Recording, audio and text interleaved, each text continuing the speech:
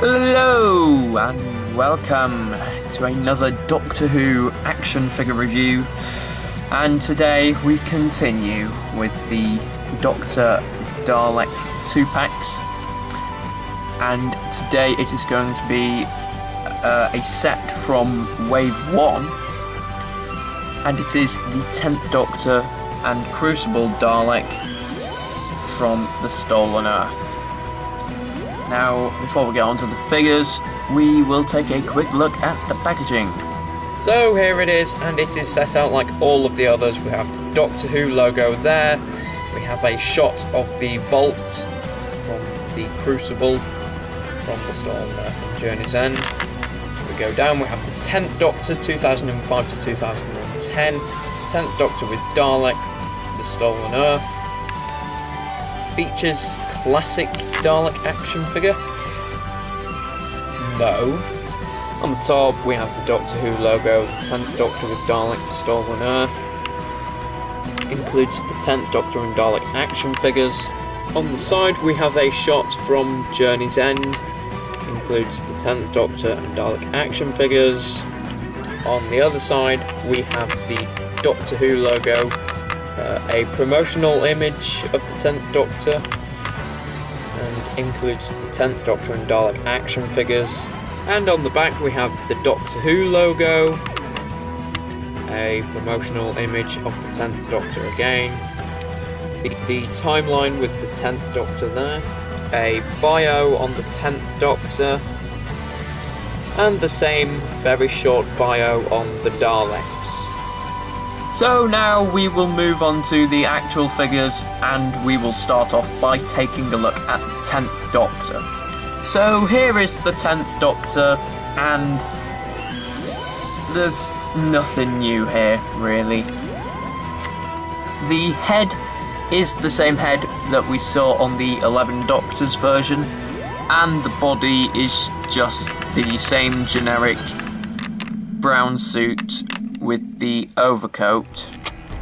Now, a lot of people seem to be confused as to when the 10th Doctor actually appeared like this, and it's actually only based off one part of the Stolen Earth, in which the Doctor and Donna go to the Shadow Proclamation to basically find out which planets have gone missing.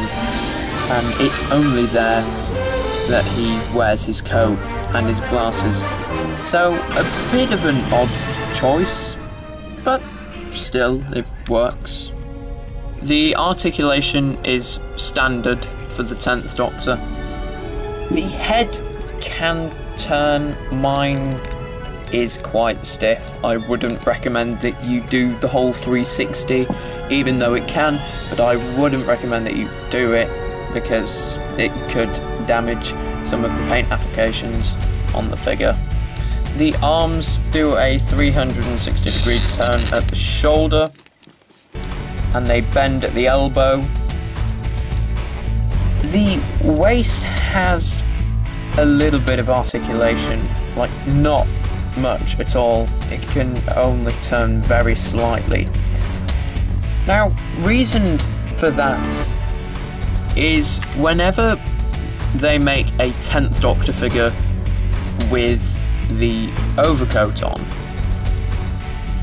they completely really remake the torso piece, and they change it so that they make the jacket out of solid plastic, probably to try and save money from making the coat completely out of PVC, but also it's a bit easier to work with.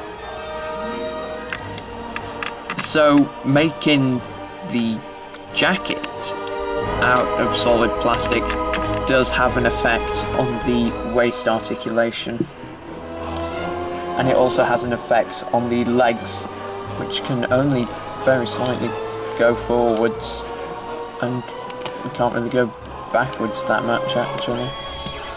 And the legs also bend at the knee, so the articulation is the same that we've seen on all 10th Doctors, and frankly, it's pretty bad. So, overall, it is a nice figure, but to be honest, I would have preferred it if we had seen a normal 10th Doctor in brown suit without the coat on, and this head without the glasses. I think that would have been a better variation, especially if it's from the Stolen Earth. But overall, I do like it. Now we'll go on to the Crucible Dalek, and I do quite like this. The detail on it is really well done. It's basically the same Crucible Dalek, except it's got quite a few scuff marks on it, and they look a lot better than on the Special Weapons Dalek from the Remembrance of the Daleks set and the Singular sound effects release,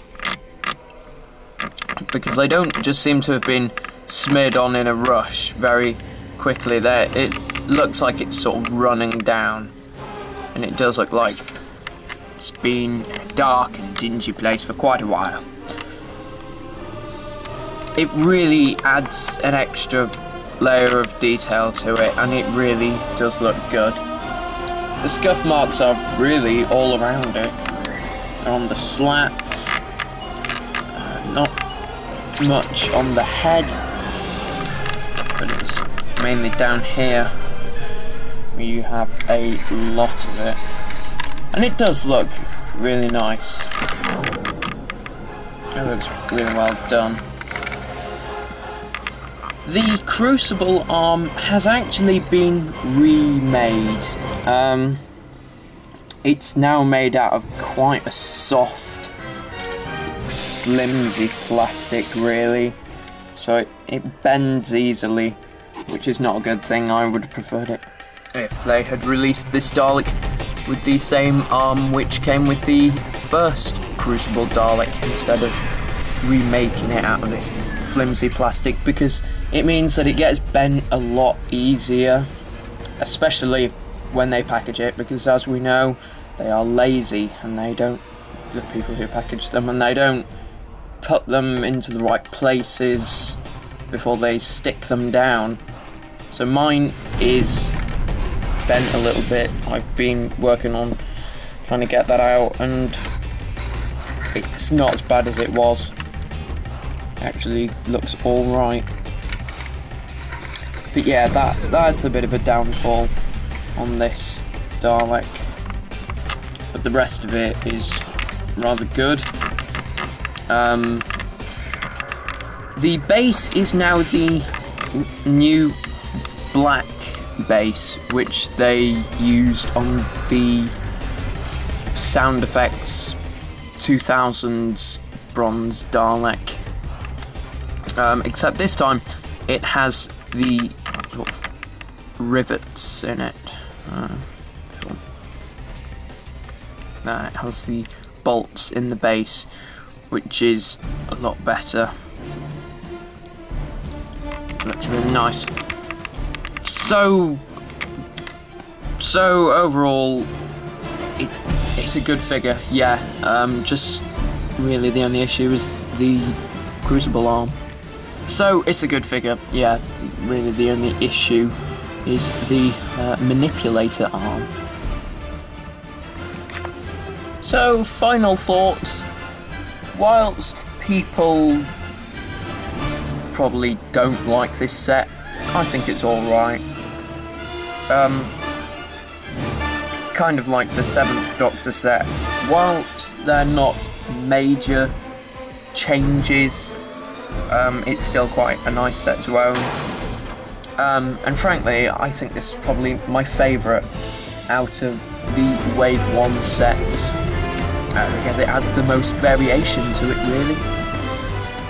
So, I guess I'd recommend you go out and buy it. I mean, it all depends, really. I got this for Christmas, and I'm a huge fan of the Stolen Earth and Journey's End. So, personally, I had to have this set.